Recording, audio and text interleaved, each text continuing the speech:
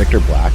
Victor Black. Uncle Victor. Victor Black Masterclasses. Mr. Victor Black. Virtual Victor, the safer use model. Anabolic androgenic ratio and muscle gain. What does anabolic androgenic mean? Steroids are called anabolic androgenic steroids for a reason. They have two components: anabolic effects, protein synthesis and tissue growth, and androgenic effects, the masculinizing effects on skin, hair, voice, and organs.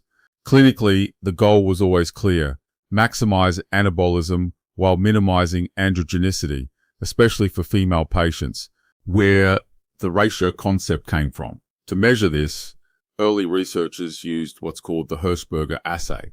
This involved giving steroids to castrated rats and measuring two tissues.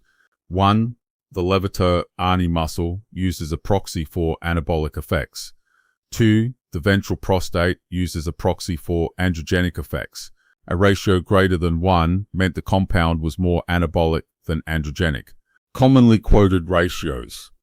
Using this method, testosterone was given a ratio of 1:1. Oxymethylone showed a ratio around 9. Nandrolone showed ratios near 10. These numbers are often misunderstood. They do not mean nandrolone builds 10 times more muscle than testosterone. They simply describe how divorced the compound is from androgenicity in this specific model. Why the Hirschberger assay is flawed. There are major limitations to this assay. First, the levator ani is not skeletal muscle. It's actually a sex-related muscle, more androgenic than hypertrophic.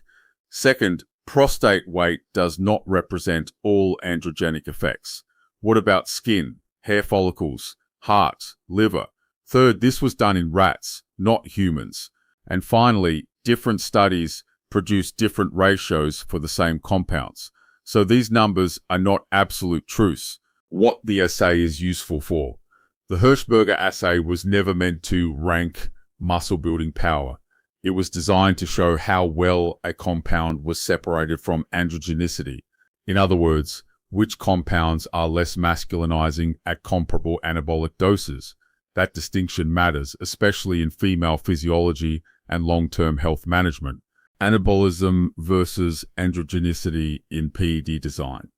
In PED design, we want both, but only up to a point. We need a certain amount of androgenicity, more for males, less for females. Beyond that threshold, additional androgenicity doesn't help muscle growth.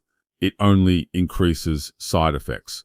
So we typically use enough testosterone to meet androgenic needs, then fill the remaining anabolic requirement with lower androgenic compounds.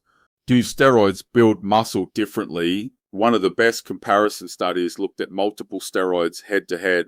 When doses were escalated, most compounds built muscle at very similar rates on a milligram basis. Anadrol, Anavar, Dianabol, nandrolone, testosterone, Primobolan, Winstrol, all clustered closely together. This suggests most steroids build muscle similarly. Differences are real but not dramatic. Human data supports this. Human data, while limited, supports this idea. In one study, 300 milligrams of testosterone was compared to 300 milligrams of nandrolone. Both groups gained similar body weight. There was no tenfold difference despite nandrolone's higher anabolic ratio. This alone shows why the Hirschberger numbers shouldn't guide dosing decisions. Estrogen's role in body composition. Testosterone doesn't act alone.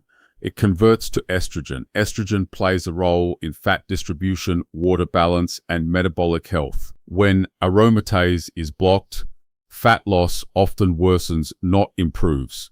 This may explain subtle differences seen between testosterone and nandrolone in studies, where compounds really differ. The real differences between compounds aren't muscle gain, they're side effect profiles. Some are harsher on lipids, some impact hair more, some stress kidneys or hematology. This is where compound selection matters. Androgenicity and prostate data. When androgenic effects are measured, testosterone stands out as highly androgenic. Other compounds like nandrolone, Primobolan, and Anavar show much lower prostate stimulation. This gives insight into which compounds may be better tolerated at higher doses or in females. Coaching. and health takeaway. Anabolic androgenic ratios do not tell you how much muscle you'll build. They help explain side effect risk and tissue selectivity. Most steroids build muscle similarly. Where they differ is how they affect the rest of the body. Good PED design isn't about chasing ratios.